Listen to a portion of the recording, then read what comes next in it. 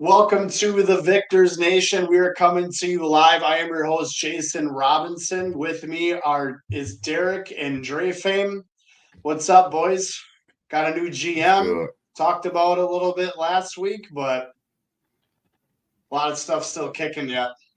Yeah, a lot of stuff going on, and thank God that football has carried so much momentum. Because if we were left to talking about basketball exclusively right now, our podcast would be Nah. much more gloomy. But with the momentum that football brought in, we just finished up the NFL Combine, so we might get into a little basketball later on, but really we want to focus on recapping what took place over the last few days. So NFL Combine, in my opinion, honestly, uh, one of the events that players can use to maybe improve their draft stock once in a while. Maybe it hurts their draft stock, but for like casual fans like us, it makes us overinflate what we think somebody's doing. Case in point, look at the conversation around Joe Milton because of one deep ball that he threw at the combine, right? Us Michigan fans got to see Joe Milton. I like Joe Milton. I would love to see Joe Milton be successful. I always liked him. But in overinflating somebody's value because they ran really fast or because they threw one really pretty deep ball, that's what the combine does for us fans. But we'll talk about how we think it's going to impact the guys from Michigan, the record 18 guys from Michigan that were invited and went to the combine. So let's get into it, and let's start on defense and work our way to offense. So let's start with the back end of the defense. We had in the secondary, Mikey Sainristil and Josh Wallace performing at the combine. So Josh Wallace didn't do much. He didn't run a 40. He had a 10-foot broad jump. His 20-yard shuttle was 4.35 seconds. He did do the bench, which was 13 reps. So probably more coming from him when it comes to Michigan's Pro Day later this month. And Mikey Sainristil, though, we talked about him last week. I said that, in my opinion, he was a guy that he had elevated his stock so much, but was kind of undersized going into the NFL. So I said that he was one of the guys that would be at risk of potentially hurting his draft stock if he did not have a good combine. And he had what I thought was a very good combine.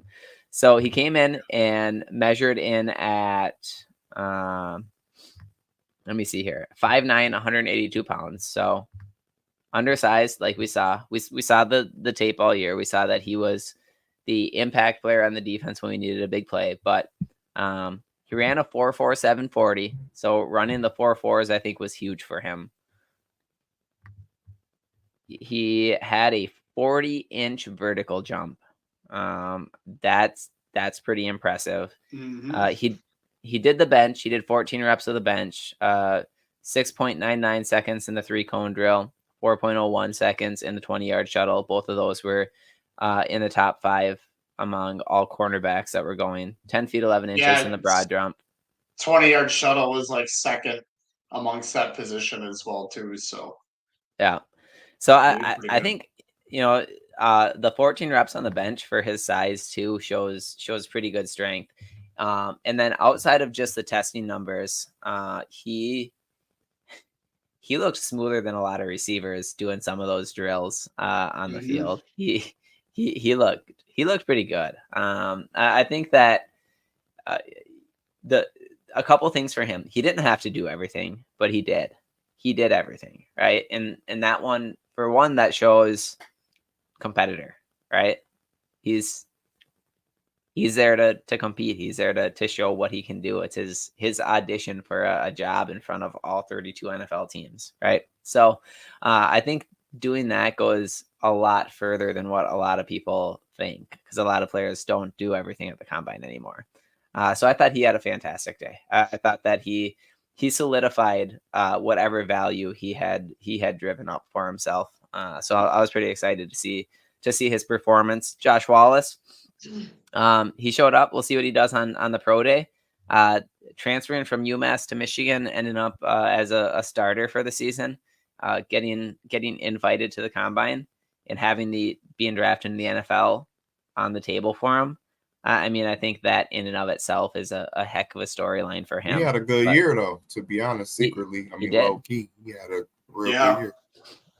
Yeah. He did. Yeah. The whole defense did. But yeah, he always had his side of the field taken care of. He's always in good position.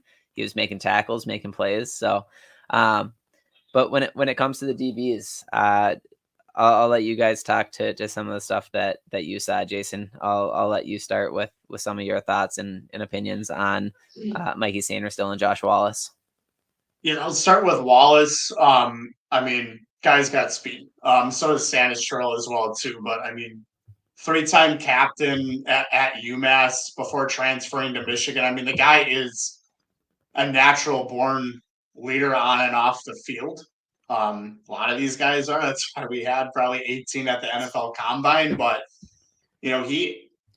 he's football smart as well too. I don't think we were a lot of fans maybe giving him enough credit, but he was right where he needed to be as well too on the field this entire season. Good tackler as well too. So finishing those up, it's not just his ability to cover the ball and coverage, but it's also his tackling ability as well. So he might be slightly undersized. So I'm not sure. But I still wouldn't want to pass this guy up. I mean, obviously we're not looking at maybe like a first, second rounder type of deal, but like teams would shoot themselves in the foot for still passing this guy up. It's what we can work with, what he's able to do. And Derek, you mentioned it as well too, Michigan's pro day. We'll see what else he's got in the tank. But this guy is still a hell of an athlete. Mikey Sainristil, I thought he was one out of the 4 or 5 out of the 18 that had a really good combine. Really decent. You talked about the 40-yard dash. We talked about his bench press. I just looked at his grade as well too. So maybe not a starter right away. Maybe he's got to build into his body, his athleticism a little bit, but really quick athlete, and he literally participated in everything the combine had to offer. So Derek, you're 100% spot on with him being a competitor. We already know that about this guy too. Very athletic. He's a ball hawk for sure. Zone defender. Very, very quick footwork. I mean, did you guys watch some of the videos? Did you guys watch them? I mean, we already know he's got quick feet, but he was so fast in his ability to react to the ball as well too. So I thought he was one of the 4 or 5 Michigan players that really had an outstanding combine, plus participated in pretty much everything the combine had to offer, and pretty good run defender as well too, as we know. But like I said, I don't know if we're going to see him as a starter in the NFL right away at the next level, but I think in a couple of years, I mean, he's just going to be a freak. He's going to get his reps though for sure. He had a really good combine.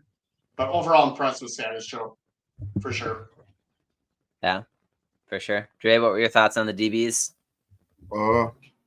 Just let me piggyback off what you guys said. I really can't say too much that you guys haven't already said.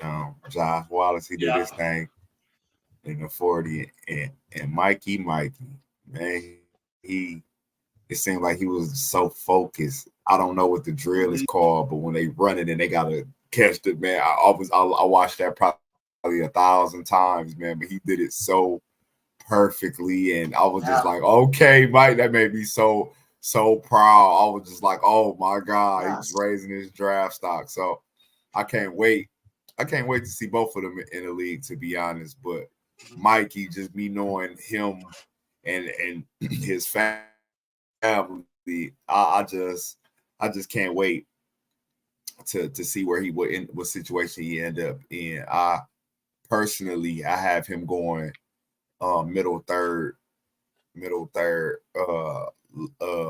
early fourth. is my projection. Maybe I could be wrong, but I don't do that for a living. So, but I think he's going to fall right into the perfect position. He's going to fall right into the perfect position. And I think, like you're right, he might not be a starter right away, but I see him. He's smart. So, yeah, he might. And you know what I'm saying? I give him a year, maybe half a year to learn the playbook. Dude, I hope I'm wrong. I want him to just kill it right away. I mean, that's what I absolutely No. I don't think like I said, I'm gonna give him half a year, and half. You know what I'm saying? The second half of the year, I think that's when we really gonna see what he gonna be able to do in the league. And like I said, I think he gonna continue to do what he been doing. And Josh, man, I don't think he got enough credit for what he did for us. Like, I mean, he had a great year. I don't even think nobody scored on Josh this year. If I'm right, if I'm right, I don't think nobody scored on him or something. Some stat like that. I maybe misread it, but I don't think nobody scored on him. So he had one great year. So in the league, I mean, obviously they're much more faster, more stronger. He's gonna have to adjust. You know what I'm saying? So, I can't wait to see where he goes. It's all about fit for me. If they're in the right fit, I think they're going to do tremendously well because, like I said, their games translate to the NFL so greatly. Even with Mikey undersized, I think him being a slot corner, they're going with undersized slot corners like a Julian Edelman type slot guy now. Like name the top. I really ain't been watching NFL this year like that because I was so focused on us. But like name like one of the top slot guys. Is he tall? It varies depending on defensive schemes. Sometimes you've got slot guys that are safety, like primarily like safeties playing in the slot, so they're kind of like the hybrid linebacker safety type players. Sometimes you've like, got guys that are like what we used to do. Yeah. Yep, kind of. Because Josh Metellus was technically classified as like that's what I was saying. A slot. I was just about to say him. Yeah. But other schemes might have smaller, quicker guys in the slot to cover, and maybe situationally they pull them out. Maybe they put the more of the linebacker safety hybrid guys in there for. But you get what I mean, though. You know what I'm saying? The little guys is. You know what I'm saying? They're coming. They're not out of the game, is what I'm saying. It ain't just tall receivers. It's still little fast guys too. So I think his game will translate real well. And like I said, the second half of the season is really gonna see what he can do in the right scheme. Right. Mm-hmm. And Mikey Sanders still plays bigger than he is. That the receiver from Washington said that he was the toughest corner that he faced all year, and he said that he was getting pissed off. And he can tackle. His tackling is so underrated. Like he can tackle. He can tackle. Yeah, when he laid a shot on Henderson.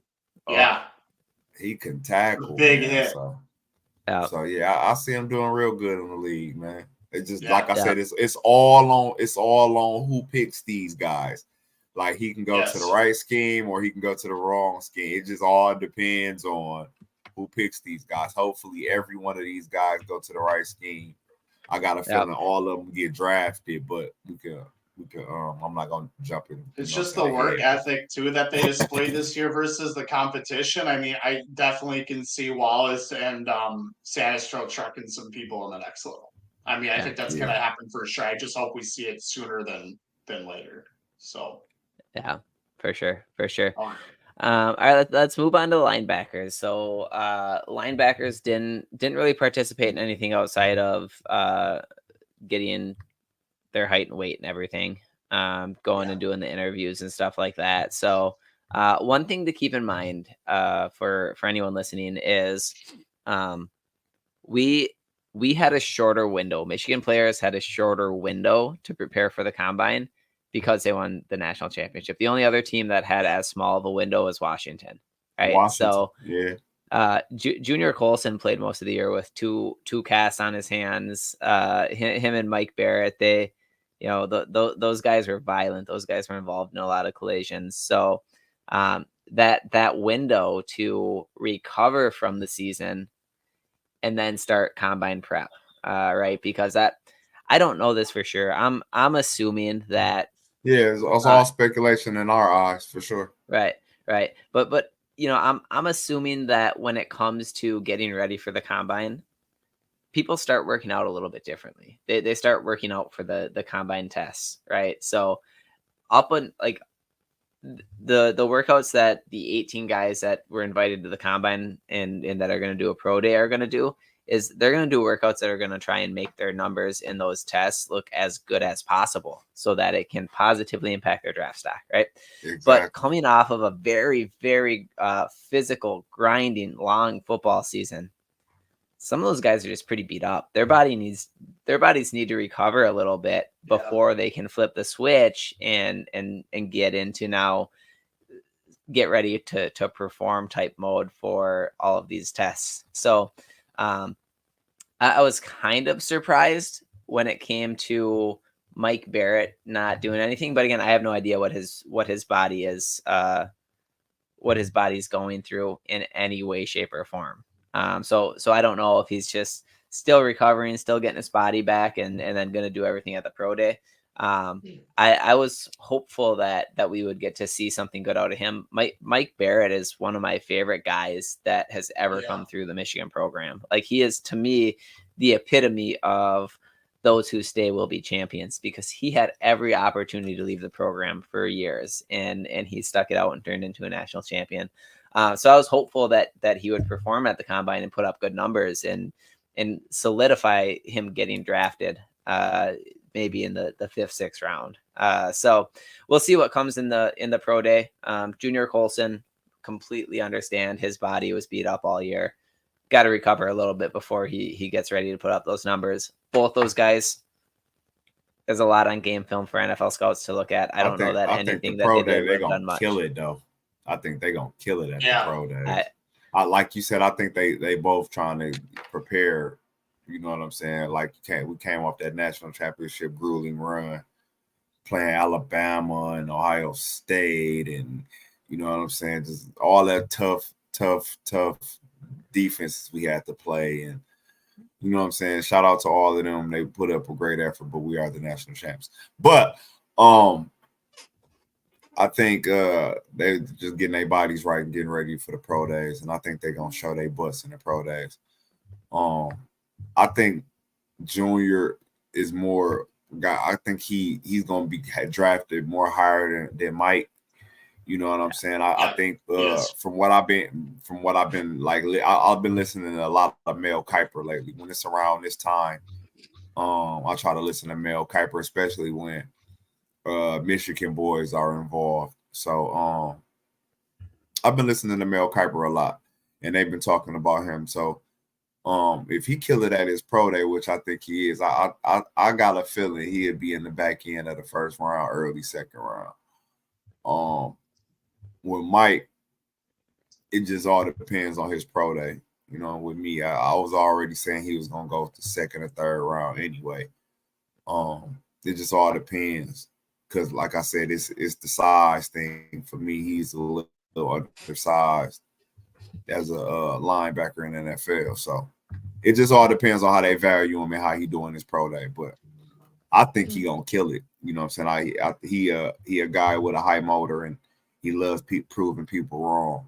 So, yeah, and if I don't have Barrett can get his target head on, I mean, he's like freaking Cobra, dude. I mean, he's just gonna go right after him. Like, straight up Viper position, right? I mean, that's what he was technically when we had Don Brown, but so it just all depends on it all depends on his pro day. See if he can shed a block or two, but yeah, I mean, Colson for sure. I could see maybe getting playing time right away. Maybe not a true starter in his 1st year, but he's gonna get probably drafted a lot higher.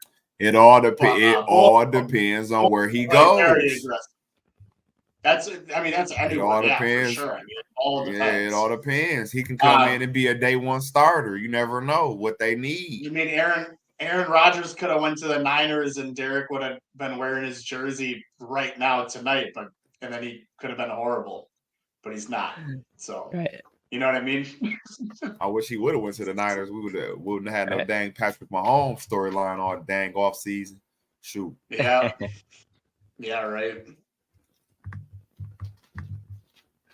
Yeah, we'll see. Yeah. Both of them are very physical on their positions, so hopefully they do well. Yeah, I'm excited to see Junior Colson. Yeah. I mean, both of them getting to the NFL.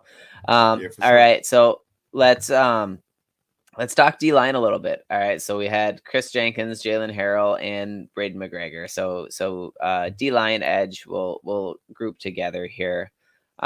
Chris Jenkins, I thought performed pretty good. He did pretty much everything. He ran a 4.91 40. He ran, which is, I mean, that's moving for a big guy. Yes, it is. Yeah. Broad jump was 9 feet 7 inches. So his broad jump was only a couple inches less than what Josh Wallace's was actually. So again, that's pretty impressive. He did 29 reps on the bench, which was second among all of the defensive tackles. 4.78 20-yard shuttle run. I think he's put a lot of stuff on game film the last couple of years. He's maybe going to be undervalued, I feel like, because of the fact that their defensive line rotated so much. And I think that he would trade rotating and staying fresh and winning a national championship every day of the week over wherever he got drafted, because he's for sure going to get drafted. So good performance by him. I think it kind of solidified. I don't know that he was in a position, like the expectations were that he was going to perform pretty athletically. So I don't know that he was in a position where anything would have really skyrocketed him. And I don't think anything he did really is negatively going to affect him either. I thought he did pretty solid. Jalen Harrell didn't do much. He just did his vertical jump, which was 37 inches, which is top 5 among all of the defensive ends. Pretty good vertical jump. 9 feet 10 inch broad jump. Yeah. And Braden McGregor didn't do anything.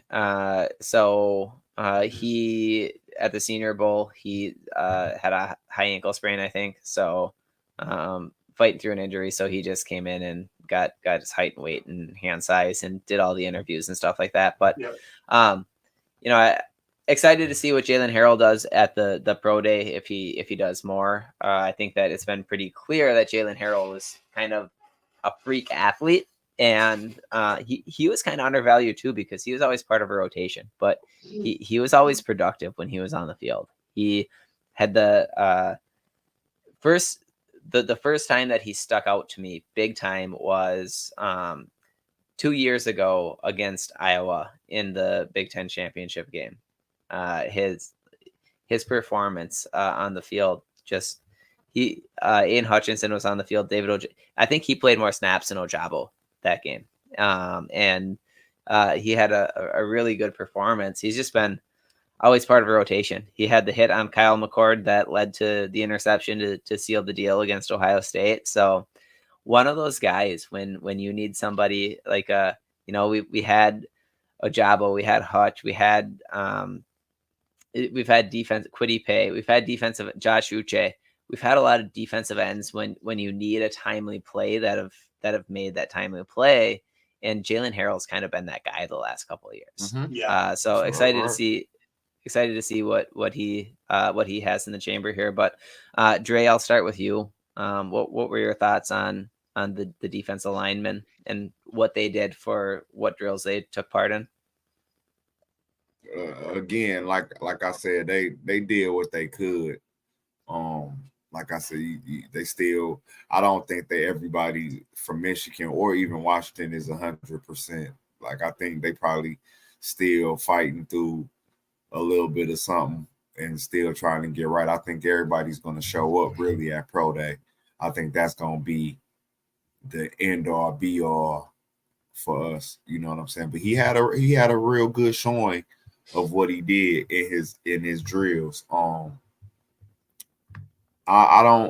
don't know like where he can go, like what position would he be in the league? Because he wouldn't be on the end. He wouldn't be a DN in the league. I think he'd be more of a linebacker in the league. What do y'all think? I still think they might be looking at him as edge. Yeah, as an edge Yeah, rusher. I still think they are very much looking as a defender. You think so? I mean, if that's the case, he gonna have to gain a little bit more weight. In my opinion. Yeah, but, he's under. I agree. He's a little undersized, but yeah. It depends. I mean, if he goes into like a 3-4, a 3-4 type defense, the edge rushers that are coming from the 3-4 outside linebackers, always, they don't put their hand in the ground. So right, I get what you mean. I mean, but I still think he'll have to gain a little bit more weight to be, you know what I'm saying, an effective DE. But he got the speed, he got the technique. Don't get me wrong. You know what I'm saying? He know how to make plays. You know what I'm saying? He's very instinctive when it comes to the ball. So I'm not doubting him at all. I just think he just needs to get a little bigger. But he had a great showing at the combine. Now Chris Jenkins, I think, in my eyes, I think a lot more scouts was watching him than a lot of more Michigan players. Like, they want to see what he was doing because his potential was there, but since he had to rotate, you know what I'm saying, his production wasn't there, if you get what I'm saying.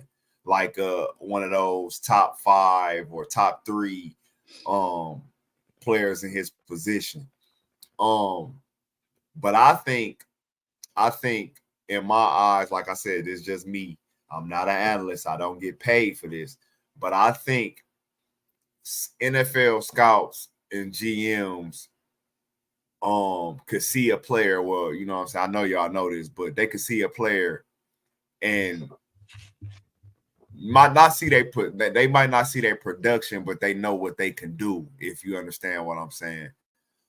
So I think he's one of those. And now that he done ran that 4.91 and did all his drills and was killing it in his drills, I think that boosted him way up than what, you know what I'm saying, he was projected to go. So I can't, like I said, man, the draft is gonna be a fun weekend for fans like us and them, because I'm just so happy to see where all of them go. Like, you know what I'm saying?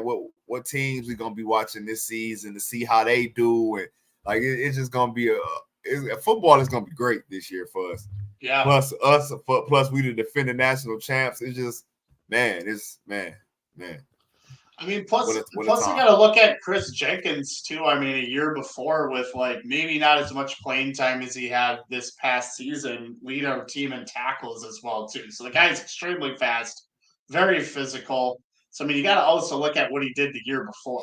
I mean, it should be an entire resume put together besides his in-person interviews. And that's what I meant. And that's what I meant by like scouts. You know what I'm saying? They might not see all his production, but they know what he could do. You know we what had I mean? Like, lot. We were deep. You know what I'm saying? His tape and his combine. I mean, even I think even if he had a bad combine, he probably would have lost a little bit of draft stock. But I think he still would be going high. I think Chris Jenkins is gonna go high, man. And I think at first, to be honest, at first, I thought he was gonna be the first one off the board for us. But now it's gonna be JJ for sure. But you know what I'm saying? I thought it was gonna be Chris Jenkins at first, for real. That was my pick for the first player off our board, off Michigan's board. You don't know what teams are gonna do, but I mean you're most likely right about that. But I mean, I think Chris Jenkins for sure is. We could talk about out of the 18 players, he's probably one of them. That's for sure in that small group of players that's solidified. Yeah. Regardless if he went to the combine or not. I mean, he's going to be drafted pretty in the decent. top half. And that's low key. That's how I feel about Junior Colson too. I think he should low key. Yeah. He low key solidified. He one of those players that's low key solidified too. I think, you know what I'm saying, he showed so much heart and you know what I'm saying, like playing with 2 gloves and you still out here.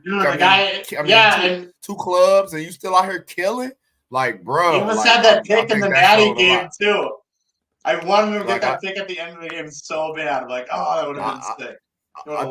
I think he. I mean, you know what I'm saying. Like I said, even though I know Junior gonna kill it in the, you know what I'm saying, the pro day. That's even if he do a pro day. I don't know if he gonna do one.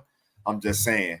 You know what I'm saying? Even if he does, I think he's gonna kill it. And I think him and Chris Jenkins is them two guys are solidified when it comes to the draft. Not saying, but I just think NFL Junior scouts Colson and them know what they do.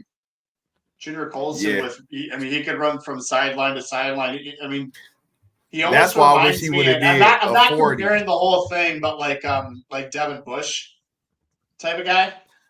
To be different honest, guys, I think he's a little bit better than Devin Bush. I think Devin he is too, but I think like the speed, the ability from run to sideline to sideline to get into a play like is very similar.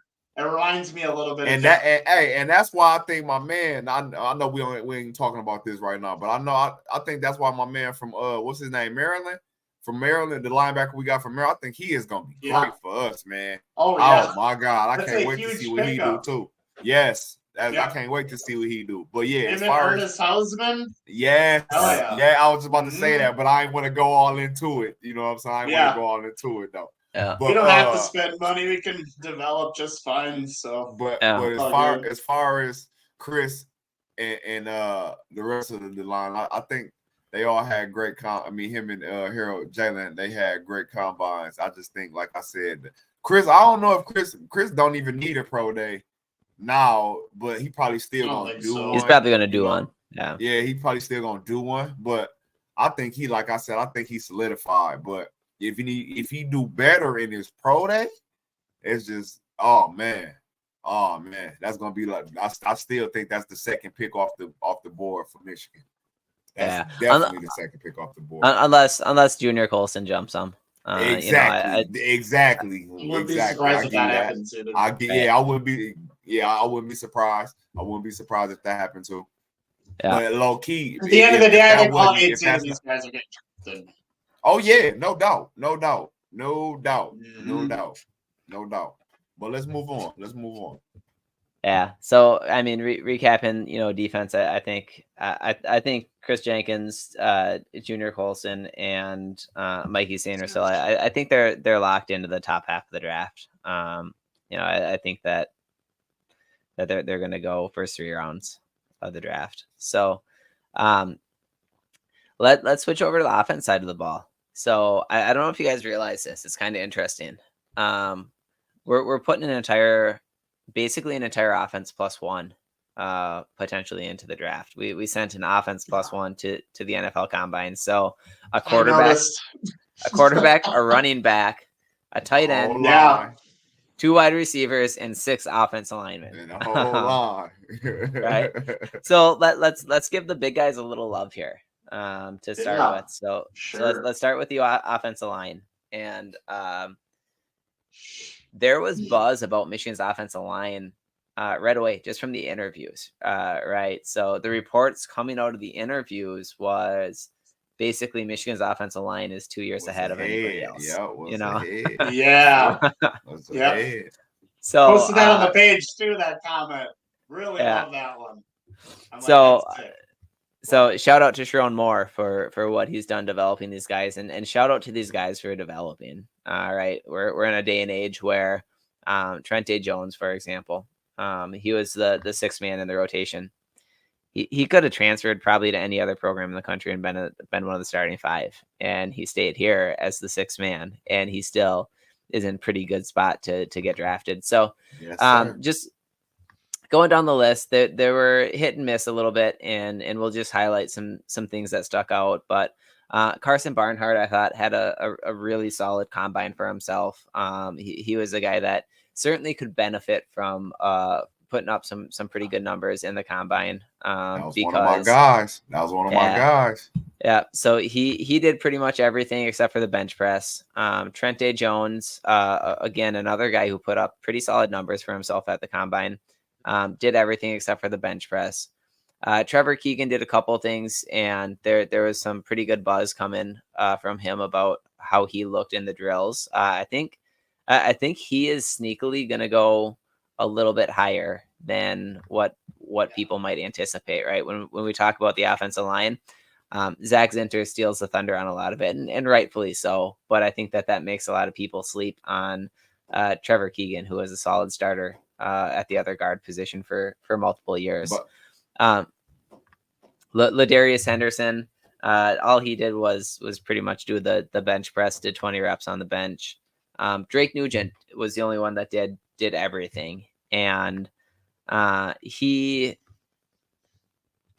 got a lot of really good film, right? He was a very good starting center for us. I don't know that anything really popped on the numbers at the combine for him, but I don't know if the expectation was that anything was going to pop. I think that his performance was basically, I wasn't just part of a really good offensive line. I'm a good football player myself. So I think that was probably a result, even if nothing popped major out of the numbers. There was nothing in particular that really stood out compared to the rest of the offensive linemen. His 20-yard shuttle was pretty quick, and his 3-cone drill was pretty quick. So he showed some pretty good explosion and did 25 reps of 225 on the bench press, which was kind of like right in the middle, which is a pretty solid spot to be in. And then you got Zach, who obviously wasn't going to do anything coming off of his injury. But overall, I thought our offensive line came in and held their own. Basically, Carson, I think Carson Barnhart was the big winner for himself. I think Trente Jones did enough to show, even though I was the 6th guy in the rotation, I'm worth drafting onto your team. I think Trevor Keegan's got himself locked in as a mid-round draft pick. Drake Nugent, I think that even if his combine numbers didn't jump off the paper, I think that he's solidified as a draft pick somewhere at least. So Zach, we know Zach is probably going to be our first offensive lineman off the board. It's unfortunate that he got hurt to end the season, because I would have loved to see him light the combine on fire. And I'd love to see him. If Zach didn't get hurt, he was going first round for sure. So what first round for sure. Yeah. What are your thoughts on the offensive line? I mean, go ahead. Go ahead, Dre. No, you're good. Go ahead.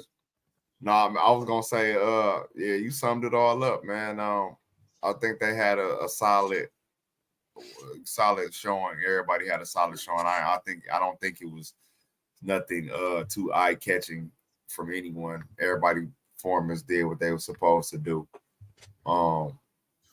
That's our offensive line. I didn't think it was gonna be too many big numbers coming from them. They put the tape out. That's what I didn't really think, to be honest. I didn't really think they was gonna do much.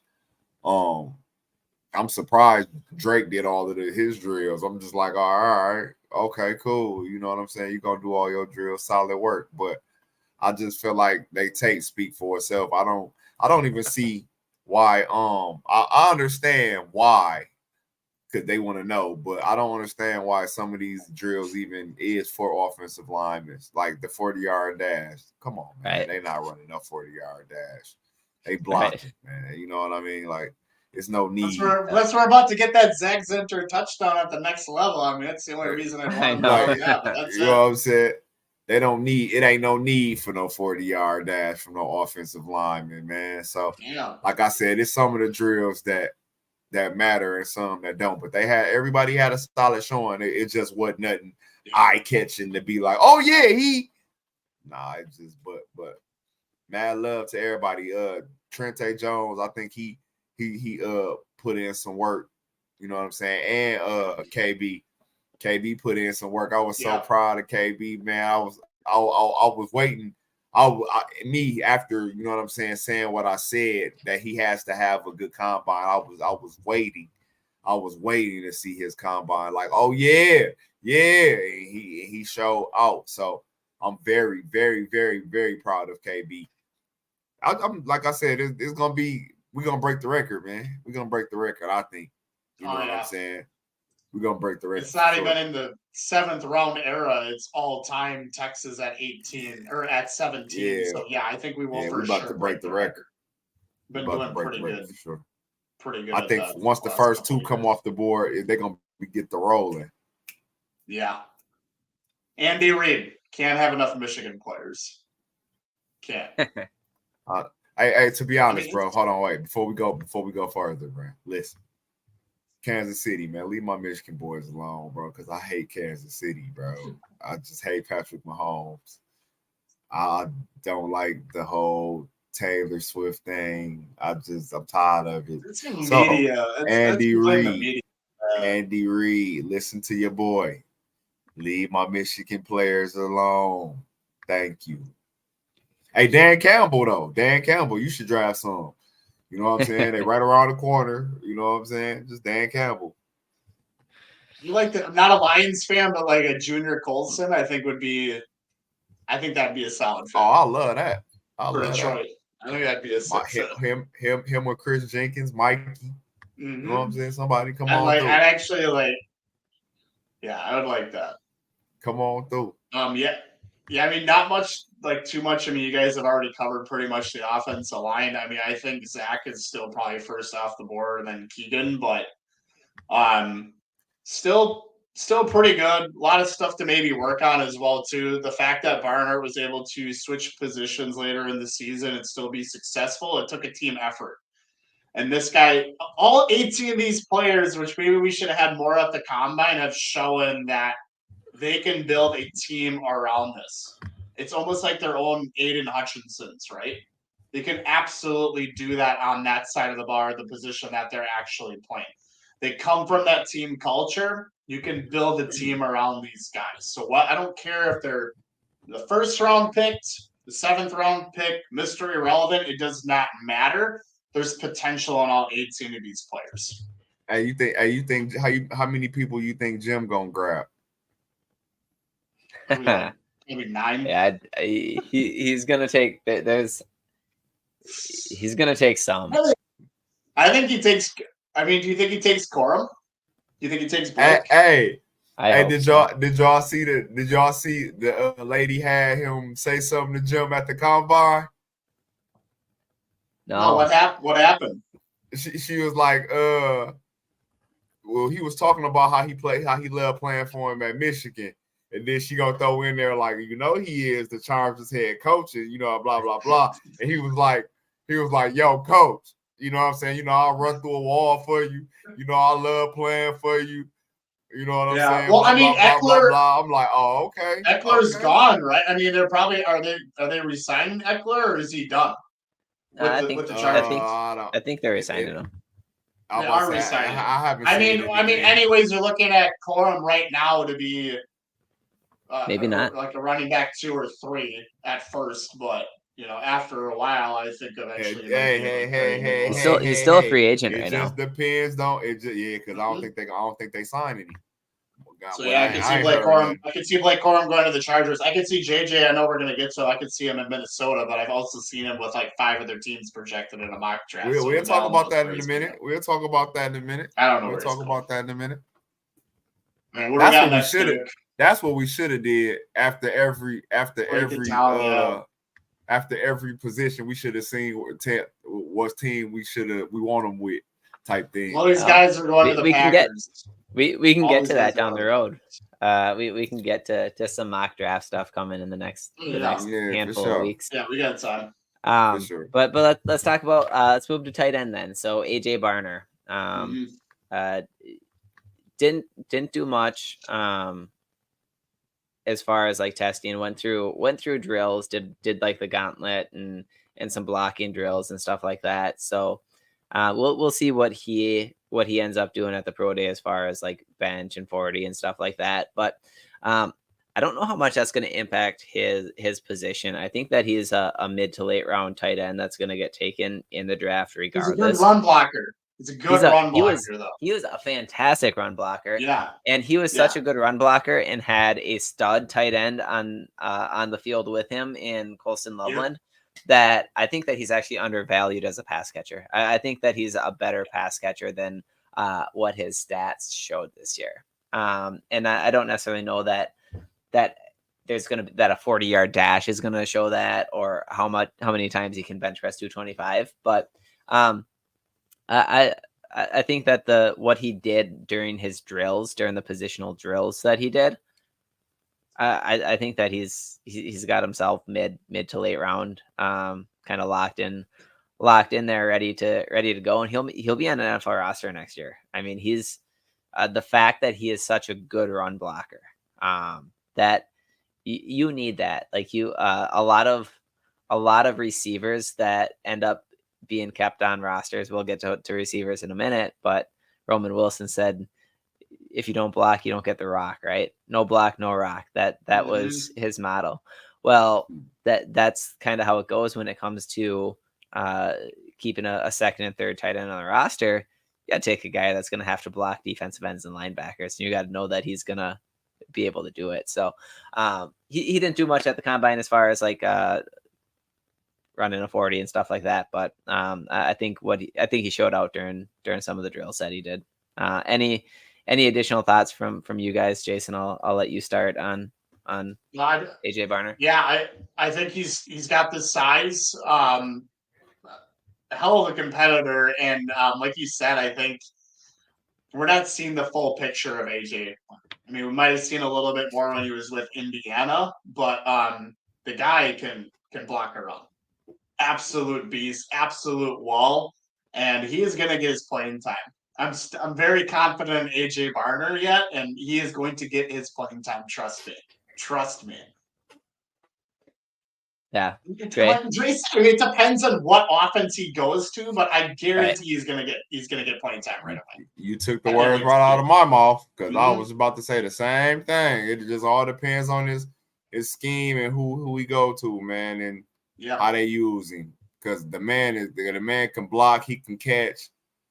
He got to work on his pass blocking just a little bit. Yeah, but that needs to improve a little bit. Everybody not perfect, but he'll get it. You know what I'm saying? He's just, I mean, that's the big boy level now. So you got to work on your game. Not saying he wasn't working on his game, you know what I'm saying, in college, but you know what I mean.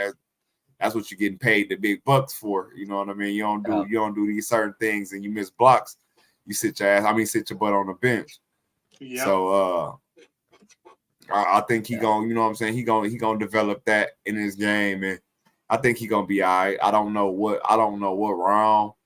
I could see him going in maybe 5th, 4th. I don't know. It just all depends on his pro day, what he do at the pro day, what he don't do. Because like I said, a lot of these people might not, like Caleb Williams. He don't got to do nothing and just answer. I mean, that's a bad example because he already the overall number 1 pick. But a person like Zach Zenner, he hurt.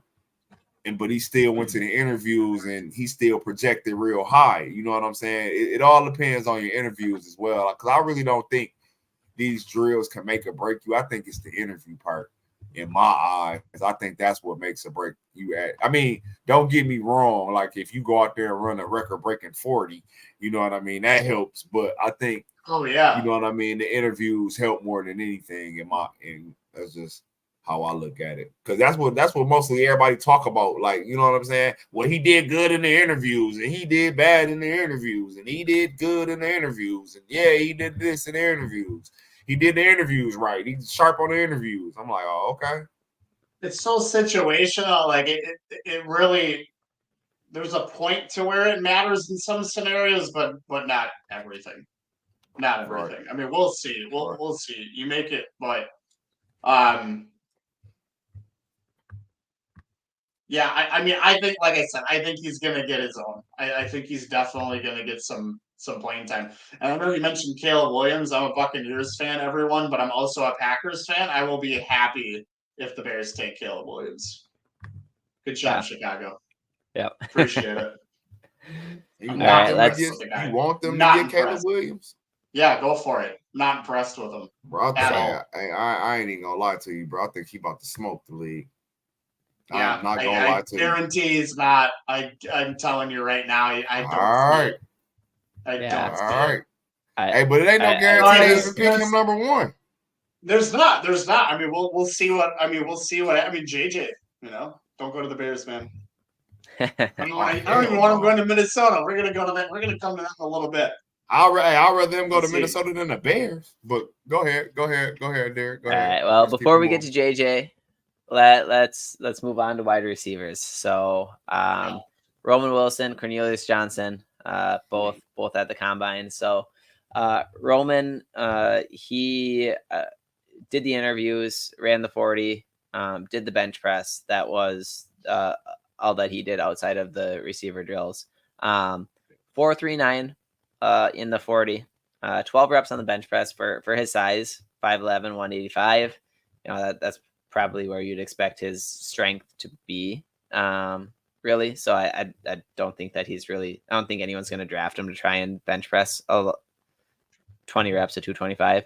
But 4.39, I don't know that this was detrimental to him, but I think that the expectation was that he was going to run more high 4.2, low 4.3 numbers. So I think that number was a little higher than what he expected. I think that he's done enough this offseason to propel himself into the first two rounds of the draft. I think that his performance at the Senior Bowl, I think that his performance in the drills, I think that his performance on the season, all did enough for that. I just think that a pro day where he drops that 4.39 to a low 4.3 will help solidify that spot for him. And I don't know that he needs much more to solidify for it, but that was just what he was expecting. Cornelius Johnson was the one that I mentioned as another guy that really needed a big pro day to help himself out, and he did exactly that. So Cornelius Johnson measured in 6'3", 212, big bodied receiver, and I was real impressed. 4.4, 4.40. So that's a good number for him. 37.5-inch vertical jump, 10.7 broad jump. His athletic score was phenomenal for what he put up at the combine for his size. So I think that he's another guy that's undervalued because his role in the offense didn't create a lot of catches and yards and touchdowns. And I think that the athleticism that he demonstrated at the combine was exactly what he needed to do to get the buzz going to increase his draft value. So Jason, I'll let you start again here on the receivers and talk about any of your thoughts or takeaways from Roman and Cornelius. So CJ for sure, like his ability to make cuts. I mean, we see that against Ohio State. We've seen it in other games as well too, and probably underutilized as well too, because Michigan tends to go towards to pounding the rock essentially. But the guy's got speed, and I think he could be a big body. I mean, you're almost looking maybe not at a guy that will probably play right away. Maybe be a pro backup at first. But coming on the stage like Nico Collins maybe is a little bit. Not saying they're similar, but I think he'll actually get more playing time right from the beginning as well too. But I could see him being a very big body for especially against smaller corners. I think they're going to have like big issues. I don't care how fast they are. This guy's tough. He's got speed. Cornelius Johnson is, I think, going to dominate the league. I think any team would be lucky to have this guy, Packers. So let's see what happens. Roman Wilson, I think he already one of those players, and CJ too. I mean, you could talk about him maybe being solidified to a point, but I think the combine definitely helped his resume a little bit for the draft. Roman Wilson, I mean, it kind of solidified that already during his years at Michigan, especially last season. Reese's Senior Bowl as well too, had a hell of a showcasing. The guy is just freaking quick. He's so quick. his ability to make cuts, make plays as well too, his route running capabilities, football IQ. I mean, the guy, he's just an absolute beast. So I think Roman Wilson, we can talk about another guy that's already kind of solidified, but the combine I think definitely improved his stock as well too. So I think both of these two guys are going to have a very successful career at the next level. And I'm not saying that as a Michigan fan. I am kind of, but you know what I mean. Saying as a football fan, people think they're going to kill him. For sure. Dre, what about you? CJ and Roman, what are your thoughts? I didn't think CJ had that any. Because at Michigan, you don't see his speed like that. I mean, I was like, what is going on? CJ turned on the boosters. Like, oh, yep. Like, okay. But I think that really helped him with his draft stock. Because like I said, a lot of people didn't know he had that. I mean, am I the only one that didn't know that? Did y'all know he had that fast in this game? I did not. I know he was fast. I think he's going to get a bigger body at the next level, too. Like I said, I think he's going to be a big dude. Not yet right away, but he's going to get to that next level for himself. And to be honest, man, his hands was good to me, man. He had real good hands. I really can't recall him dropping too many catches. Like, he dropped some, but when it came down to money catches, he was making them, like the one at the Rose Bowl on the sideline when he stretched out on it. I was arguing with an Alabama fan next to me. You know he ain't catch that. I looked at him, bro. I said, that's CJ, bro. That's caught. Next thing you know, the ref said, catch. I said, no. The concentration at Bowling Green, or in Ann Arbor against Bowling Green with that catch. Yeah, man. Ball that he caught for a touchdown and ran in. And then obviously Columbus, like, for sure. 2 seasons ago was just absolutely amazing. And Roman, he kicked butt in the Senior Bowl, and he just added to it. Yeah. He just added to it in the combine. Yeah. So I'm proud. Like I keep saying, man, I'm so happy and proud of my guys, man. I can't wait to see where they go. It's gonna be real good. It's like a real good feeling, like these my sons or something. Like, you know what I'm saying? Like bro, or my brothers. Like, bro, this is that's how I feel. Like, man, like we watch these boys from freshmen all the way to some grown men. You know what I'm saying? Some of them still is 19, 18, something like the 20, 21, but still, you know what I mean? Like, bro, this is the great feeling, especially coming off a national championship. There's no better feeling right now in the world to be a Michigan fan, man. I'm so happy. Yeah, for sure. All right, let's get to the big two. Last but not least, Blake Corum. So 27 reps. 27 reps at 225. That's crazy. That's great. So 5'7" and 3/4, 205 pounds. Did 27 reps of 225. So I think the expectation was that he would probably come in and run like a 4.5-ish. If he would have gotten under 4.5, if he would gotten in the 4.4s, that would have really elevated some Blake Corum buzz. But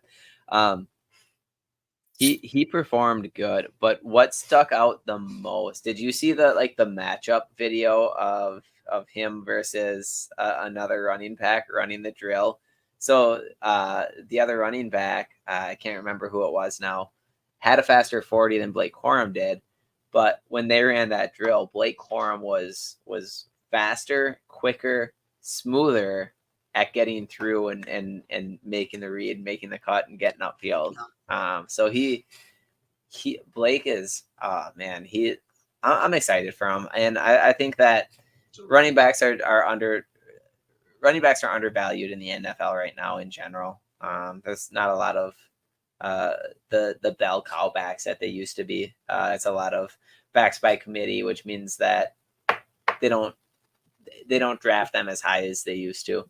But man, whoever gets Blake Corum, you're getting one of the best people probably in the NFL right away. As soon as he steps foot in the league, one of the best people that's going to have one of the biggest impacts in his community. You're going to get probably the hardest worker in the league on your team. You're going to get a a beast of a person. And at How 5, do you mention the community portion of it as well too? Because I Right. think like some of these guys as well too, Johnson and JJ for sure. We can yeah, talk for about sure. that as well. For sure. He's gonna outperform wherever he gets drafted, without a doubt. And you know what? I hope he goes to the Chargers. I would love to see Blake Corum and Jim Harbaugh reunite in the NFL. And I think that Awesome. if Harbaugh's trying to build a culture similar to Michigan with the Chargers, then there's no better guy to make part of that team than Blake Corum, in my opinion. That's why I asked you how many people y'all. I mean, that's why I asked y'all how many people y'all think Jim go. Because man, he done said it. Man, he done made it clear. Some of y'all boys coming with me. 9.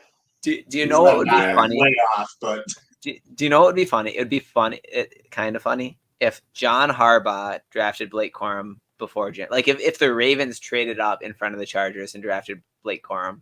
Actually, I did see that, not on a mock, but that was discussed like a few weeks before the combine. Not as like a brotherly rivalry, but as actually Corum being a good fit for the Ravens' offensive scheme. I could see that happening. It'd be funny. Wow. Mm-hmm. Wow. Yeah, that'd be good. Jim would be pissed. I would. Yeah, he would. Yeah, he probably would. After the Ravens, when Jim Harbaugh was the coach of the Niners, after the Ravens beat the Niners in the Super Bowl, they went it was like 6. Jim went like 6 or 7 months without talking to him or something crazy like that. Yeah. This might be round 2 of that. That's for sure probably gonna happen. I mean, I would not be surprised. I don't know. I think it's gonna take maybe a year for Jim to get right, and then it's gonna be take off. I think he's gonna take off. There's some good pieces with the Chargers. Now that's a different topic though, but that Jesse Mentor, man, that Jesse Mentor guy, Jesse Mentor guy. Herbert. There's some, Keenan Allen. He ain't gonna do nothing in the NFL. That's why I see why he left. I don't understand. I mean, he's not about to do nothing in the NFL. Maybe not right away. Unless he went to transition himself to a better position. You know what I'm saying? Later, but he's not about to do nothing in the NFL as a strength coach. Not like right, I said, right now, not the first season. You got to think. No, you got to think about it though. Just like I was listening to the podcast, and they was saying like in the NFL, strength coaches ain't even really relevant. Like because most players work out with their own strength coach or conditioning person, or you know what I mean. So that's like LeBron James. Like, you think he used the Lakers' strength and conditioning coach? No, he's got his own PT. You see what I'm saying? See, yeah, you know what I mean? It's just like that. Like, so I don't understand. Maybe it's like I said, he got probably setting himself for a better position down the road, but just him coming to be a strength and conditioning coach in the NFL was not worth it to me. I mean, that's just me. But going and living on the beaches of LA, Oh yeah, for sure. Like I said, like I get it. I get it. But Michigan's got better weather than that. We got national championship weather. Any other thoughts on Blake Corum and what Blake did at the combine, or what we expect to see out of Blake? I think he gonna go like since the running backs is the value, man, and I think he gonna go. I'm sorry to say it, he gonna go like 4th, 5th round. Yeah, probably so. You know what I'm saying? I don't want it to be like that, but I was listening to today. The running back market is so saturated with the free agents, and it's a good draft class for running backs. So we'll see. It all just depends on who like who. Yeah. It just depends on who like who. I mean, he ain't gonna be RB1. It's gonna be 2. You never know, bro. You never know. I don't think it's first year. Not his first year. As much as I want him to be, it's gonna be 2 and 3 for a little bit. But bro. People get injured in preseasons all the time. People get injured in practice all the time. It's true. ACLs droppers don't play in preseason anymore. That's changed. I'm just saying, ACLs and MCLs happen in practice all the time. Yeah. I We'll think see, I we'll see think what when he happens. gets the keys to the running back, he not giving that shit back. I mean that stuff back. No, I'll tell you that. he's not. I think he's still going to be able to wear out defenses as well too. I don't care that people keep saying that he's undersized. I mean, like I said, like as soon as that line stands up, he's bye bye. Bro, He's you just see how downhill. I mean, he's going to hurt you really you bad. see what he did on them drills? You see what he did to them Yeah. drills when he was running over them, when he was running over them little things? I said, oh my God. Yeah. I said, man, this man back. This time It's I did over. 27 reps though. Still, I'm like, good God, man, I'm not surprised, but like, it's okay for you not to go to the gym like one day for like 10 Have you minutes. seen It's have like you seen that's that man different. arms? That man arm Yeah, probably he's bigger than my huge. You legs see for real. Swanky Wolverines image, mock image of his arms are just like huge, like the size of like my body. Yeah, bro. That's what I'm saying. His That image arms was probably awesome. like bigger Shout than out to my him. leg. I mean, for real, bro. That man arms Yeah. is life. I hate to get Yeah. choked out by that man in the headlock. It's over. It is over. But You're not no, we getting can out. keep it It's like moving. you could get out from a bear trap compared to his arm. You have a better chance of getting up from a bear trap. It's not gonna happen. Well, let's finish it off here with last but not least JJ McCarthy. So this is pretty polarizing apparently from his performance in the combine. So he didn't do a lot of drills. He did the 3-cone drill and the shuttle, and I mean he was the most athletic quarterback at the combine. He did some passing too. But I don't know what that drill called, but yeah. he did some passing too. Yeah, he did. He threw.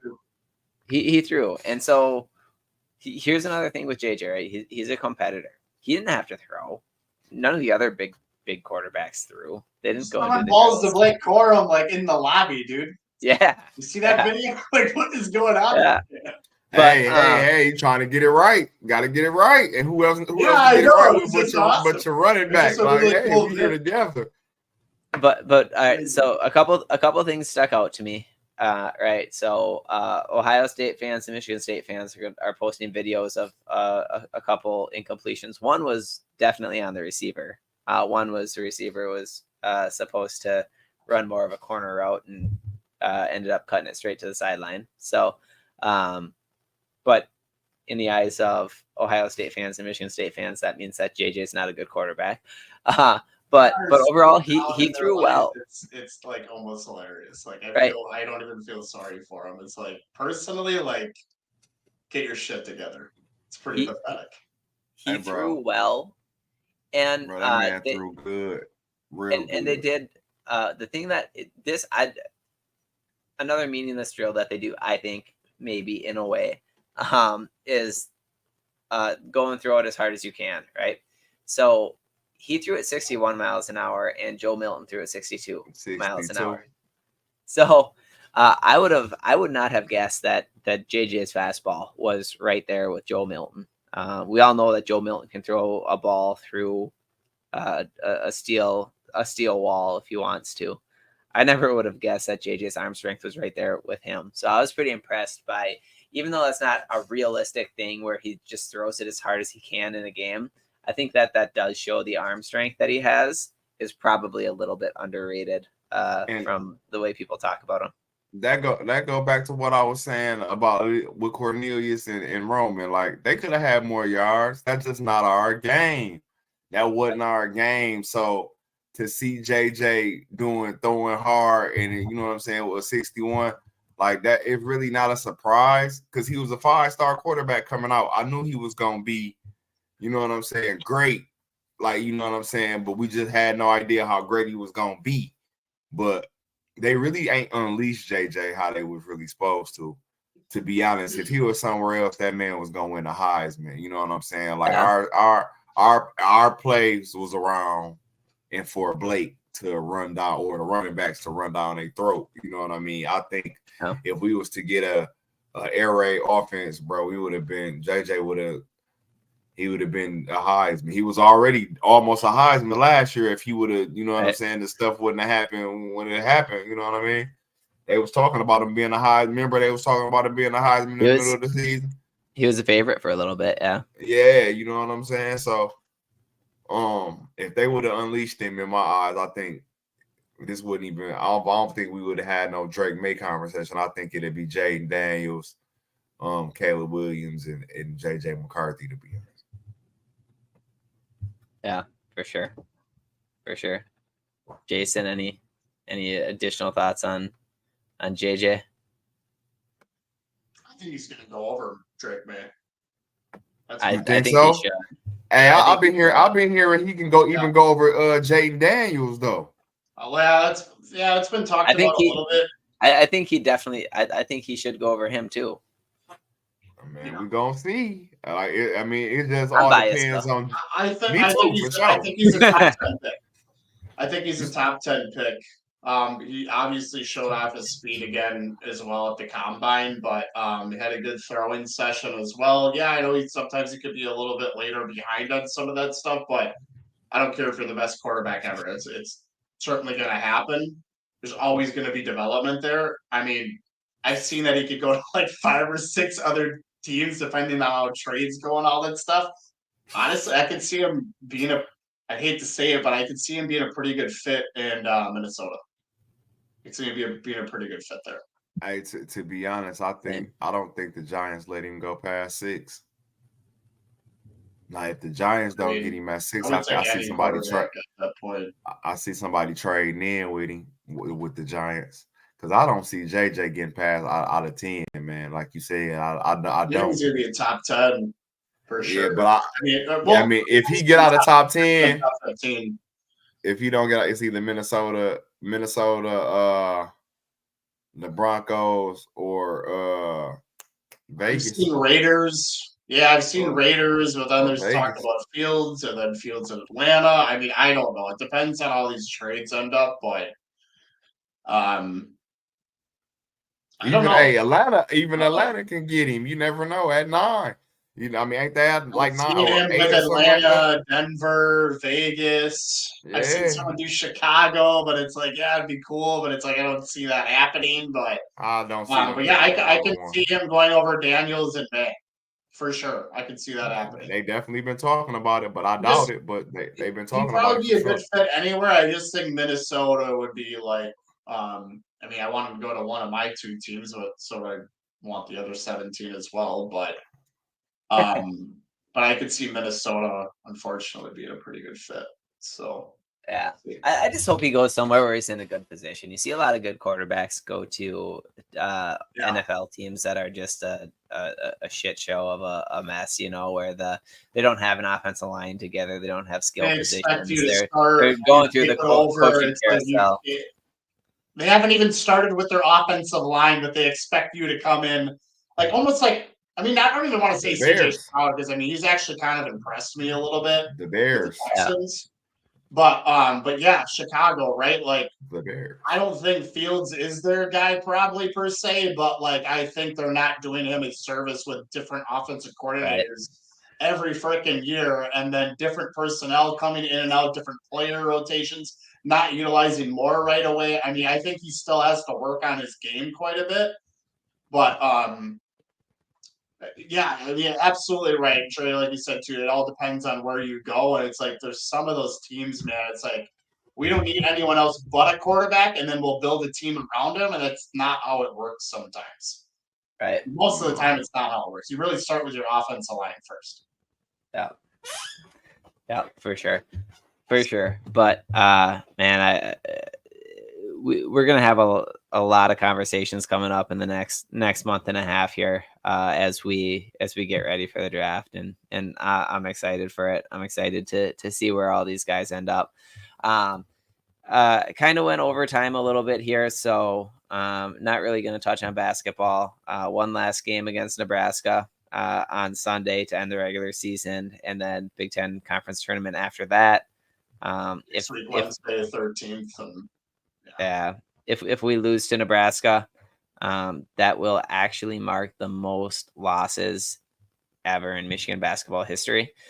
So we'll see. We'll probably have some conversations coming up here about what the future of Michigan basketball is going to look like, and We'll see what Ward Manuel does. Sounds like there might be some stuff going on behind the scenes that that may come out that we're probably aren't going to represent the university very well, but we'll have to wait and see on stuff like that. Just to give a little bit of a timeline here coming up. So we talked about Michigan's Pro Day a lot today, coming off the combine. March 22nd is the Pro Day. Spring practice starts March 18th. The spring game is April 20th. And then we've got the NFL draft April 25th through the 27th. And we will be there for that. Yep. Team 145 coming up quick.